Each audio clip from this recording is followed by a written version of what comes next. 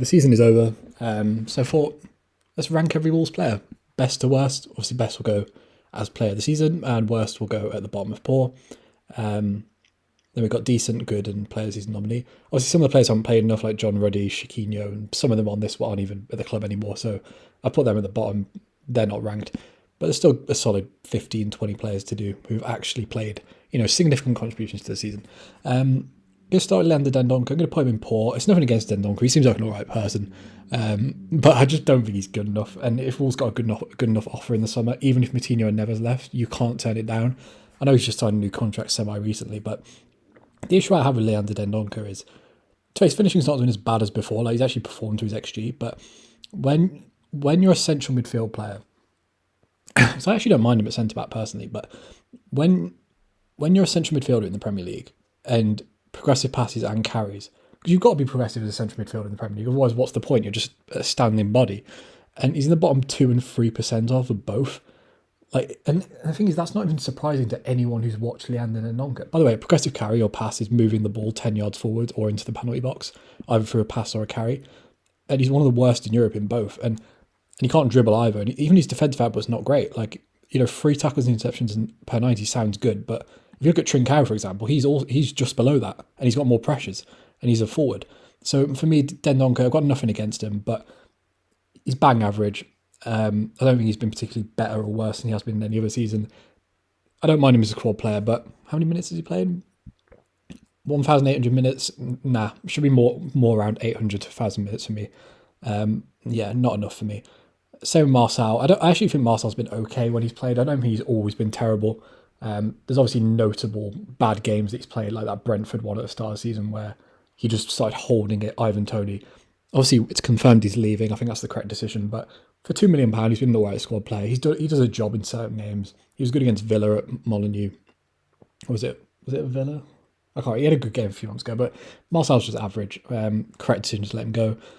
Rayan Ait-Nouri, obviously a lot better. I would put him in player of the season nominee. I actually think he's been our best fullback when he plays. Rayan Ait-Nouri, but he's not played enough. And I think that's one of my big criticisms of Bruno Lage. To only play 1,700 minutes, he's played less than Dendoncker, and that's concerning for me.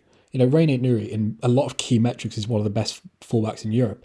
Top 3% off of tackles, top 3% off of pressures, top 2% off of dribbles. These are all key metrics, and I still think he needs to improve on the ball. Having a 75% pass accuracy is terrible for a fullback, especially when none of them are particularly progressive. And I just finished watching the Liverpool game, and you could tell Bruno was going absolutely apeshit at him. And obviously, it doesn't help he's not playing in a possession side, but he does need to mature on the ball because all his off the ball stuff and his actual carrying of the ball is good. But it is concerning he's not necessarily stepped up on the ball.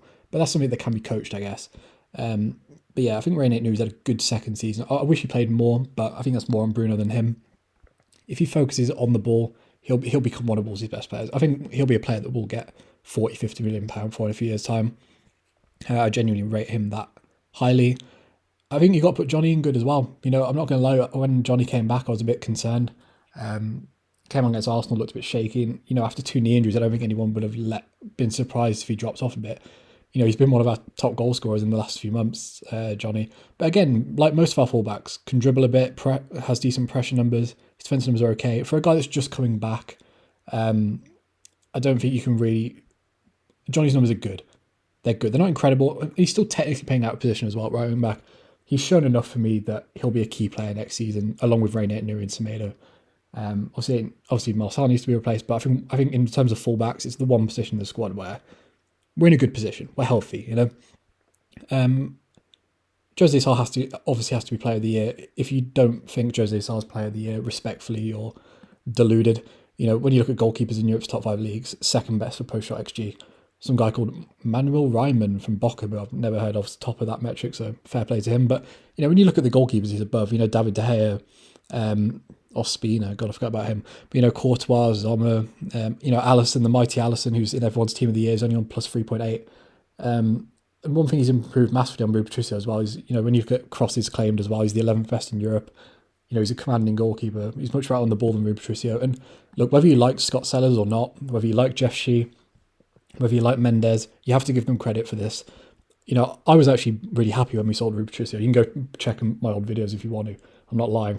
But you have to give them credit for that. We made, what, £4 million profit, and we got a way better younger goalkeeper. Obviously our best player this season. I don't even think that's an argument. Max Kilman, again, has to be a player of the season nominee. Obviously, it was a shame his injury kind of dropped off a bit, but I don't think anyone would have expected him to play 2,600 minutes. Obviously missed the last 8 games of the season, but to be that high in progressive carries and dribbles for a centre-back is obviously very impressive. He's improved in the air as well. 2.8 aerial wins per 91 this season. Last season that was at 1.8, so he's gone up a whole 1 aerial win per 90, which is impressive. That's the case for a lot of young centre-backs. Edmonton Tapsoba is obviously really highly rated at Leverkusen. That's the guy that FBref says he's most similar to. Really good centre-back, Max Kilman.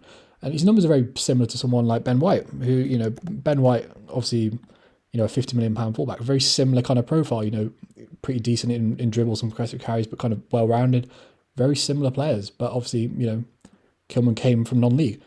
Obviously player of the season. I don't think he's player of the season because he did take a little drop in his last few games.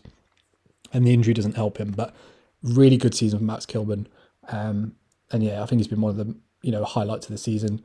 Totti Gomez hasn't really played, has he? I've probably been a bit harsh to put him in, but I think he's been pretty decent whenever he's played. I don't think he's let the club down. He's played Southampton, Palace, Norwich, Liverpool, I think, off the top of my head. Yeah, and I don't think he's really been bad in any of them.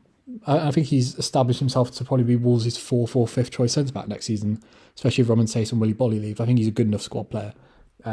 Still needs some coaching, obviously, but I think the raw materials are there for him to be a good centre-back.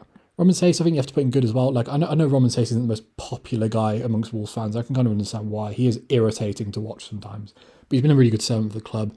And if I'm judging this off the whole season, not just the last 8 games. He has been a good contributor. He's very active, which isn't always a good thing, obviously. But 4.7 in tackles and interceptions per 90. 2.7 aerial wins. He's a good progressive passer, albeit his pass completion rate's terrible. He's not always the most composed guy on the ball necessarily, but he's an active guy. He gets involved.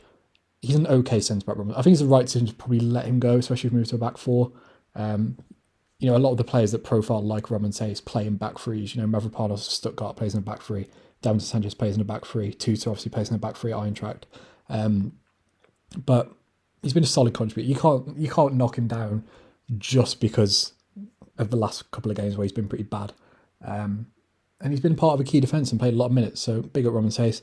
Daniel Podence is a weird one because you could genuinely put him in any of them. You could put him in Porks for how many limited minutes he's played. You could put him in player of season nominee because he's our only competent attacker. I think you probably have to settle on good for Daniel Podence. I know it's only 5 goal contributions, but he is performing kind of to his XG. And, he's our only player in our forward line that's got anything semi-decent in terms of, any sort of attacking stats. 4.6 progressive passes is very impressive for a guy that's playing in one of the worst attacks in the Premier League. He can dribble a bit. Obviously, he's a bit of a liability off the ball. Doesn't really do anything. But he's creative. He makes things happen. He's a useful player to have. Is he someone you can build the squad around? No. He's been here for 2.5 years now and he's barely played 10 games in a row. But he's a good player to have. And he's had a solid season. You can't knock him. Moutinho, again, I think you just put in good. I think dropped off a little bit in the second half. I think Ruben's kind of stepped up. I thought him and Ruben were very similar in the first half of the season. I think Ruben never stepped up. You still keep Moutinho, whether you play a back 3 or a back 4. For me, he's still a useful player to have, whether you play a midfield 3 or midfield 2. So he's a solid contributor again. Deserves a new contract, whether it's a 1 or a 2 year. Just another solid season for Moutinho. And I got it wrong. I would have sold him last summer. I thought he dropped off a lot last season, but he proved me wrong. So fair play to Moutinho. Nelson Semedo, I'm going to put him player season nominee. I think him and Rayan Ait-Nouri are actually very similar, but Semedo's played more minutes by a considerable amount. And I'm happy for Nelson Semedo. I backed Nelson Semedo a lot last season. I personally don't think Nelson Semedo has actually been that much better than he was last season, personally. But I thought he was really good last season, whereas a lot of people didn't. But again, like all of our fullbacks, does a lot of pressing. He's pretty active in terms of tackles and interceptions. He carries the ball well, but not necessarily incredible on the ball. A bit better than Ait-Nouri, obviously, which you'd expect, for a guy who's a lot older. But, he's put up a lot more, well, not a lot more minutes. He's put up 400 more minutes, actually. It's not actually that much more. But I don't think it's a coincidence that since Semedo's dropped out of the side, actually, how many was that? 25. So the last 13 games. Semedo's missed the last 13 games for injury. And that's kind of when we've only won, 3 in our last 13? Or is it 4? I don't think that's a coincidence. I really don't. Maybe it is. I don't know. But I think Semedo has to go and play season nominee. 1 for improvement, but just he's been a consistent part of a very good back five for Wolves. Willy Boly's a weird one. I'm going to go in decent and be nice. I don't know, maybe it's just me, but Willy Boly's a lot different to what I remember him. Maybe it's because we haven't seen him in so long, but he feels like he's a lot more aggressive now. He feels like he flies off the line a lot more. His pressures have gone up, his tackles and interception have gone up. That's not really what I remember Willy Boly as. All his on the ball numbers are pretty terrible. He's only played 800 minutes, so it's kind of hard to judge. I'll put him in decent because of that. I don't really know where Willy Boly's future is. I guess he's out of contract next year. You probably just keep him for another year. He's played in the back four before. Willy Boly's a weird one. I don't really know where I stand with Willy Boly, to be honest. Conor Coady, again. You know what? I am going to put him in player of the season nominee. He wouldn't get it. He'd definitely be bottom of this. I'm not really doing these in order, to be honest. But he would definitely be bottom of this, below Semedo and Kilman. But look, obviously the defence has dropped off over the last 10 games. Fine. But for the other 28 games before that, the defence was really good. And Coady was a key part of that. Conor Coady was awful last season on the eye test and statistically. Not that he's been much better statistically because he plays in the middle of the back three, but on the eye test, I think he's been a lot better. There's been a lot less glaring errors over the majority of the season. And whether you like Conor Coady or not, he's consistently there. He's never injured. He's added goals to his game. I think it's been a good season for Conor Coady. Not incredible, but it's been a good season for Conor Coady. And then I guess the final person that would go in that is Ruben Neves. I don't think he's player of the season. I've seen a lot of people say that. I think he has stepped up this season. I thought in the first 2 seasons in the Premier League, I thought Moutinho was better than him, to be honest. I remember arguing with someone about this on Twitter. I think Moutinho was better in those first 2 seasons. I thought him and Moutinho were both bad last year, albeit that's probably more down to Nuno. But I think he's stepped up Ruben Neves. He's just a really good, well-rounded midfielder. He doesn't really pop in any metric. He's kind of just well-rounded. Good progressive passer, decent ball carrier. His defence numbers are pretty good, 4.2 tackles and interceptions. Obviously, he's overperformed his XG a lot. To have 4 goals from 1.2 XG is kind of mad. But I assume he'll leave in the summer. I'm glad his best Premier League season is his final one. Because if he left last season, I think it would have been a bit underwhelming. But I think based on this season's form and his contract length, he should probably go. He's earned the right to move. And yeah, he's ended on a high. Then on to the attackers. Adama's a weird. I guess you have to put Adama in Port, man. I'm sorry, I know people moan about him getting loaned out. And was it the correct decision? Probably not. It's probably the most glaring error Scott Sellers has made. Although I do find it weird how fans were like, "Oh, you can't sell him to Tottenham. Like you can't sell him to a rival." And then the only other option was Barca, and now people are moaning about it. But overall, was it a bad decision? Yes, probably. It'd be interesting to see how much we get from him in the summer. But it's not like he was good before. Come on, like Hwang and Trincao were starting above him. And everyone thinks they're bang average, including me.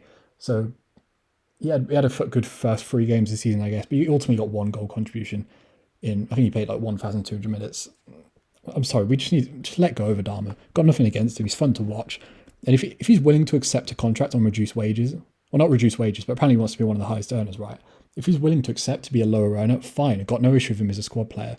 But when you look at the impact Chiquinho's had, I'm just not convinced by Adama. I never have been.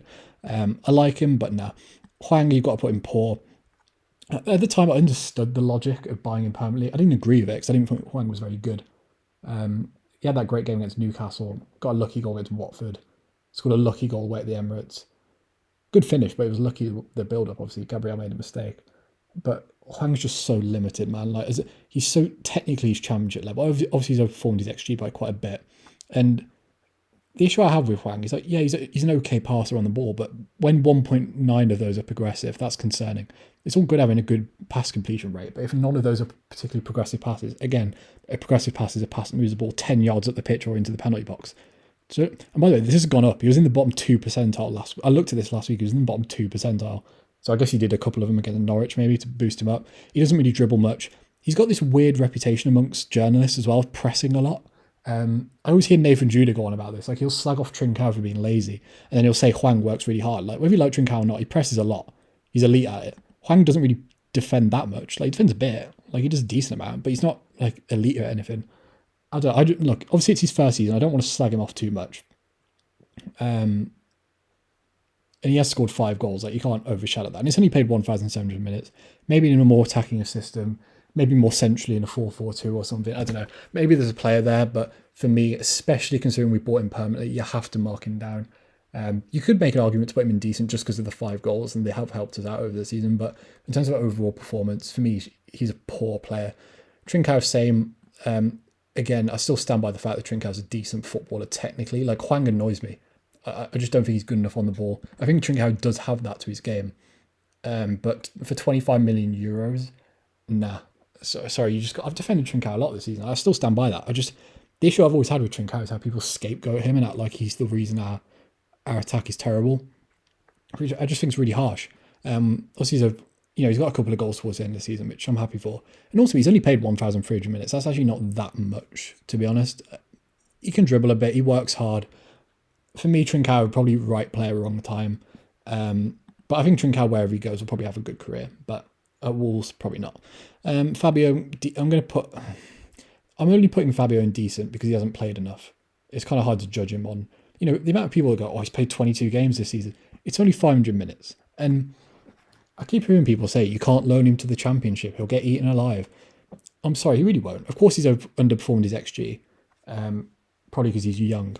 But, if he had scored 2 goals in 500 minutes, it wouldn't look as bad. And I know that's kind of an easy thing to say in hindsight, but Fabio, in his underlying numbers, has stuff that you can look at and go, okay, there's something to work with there.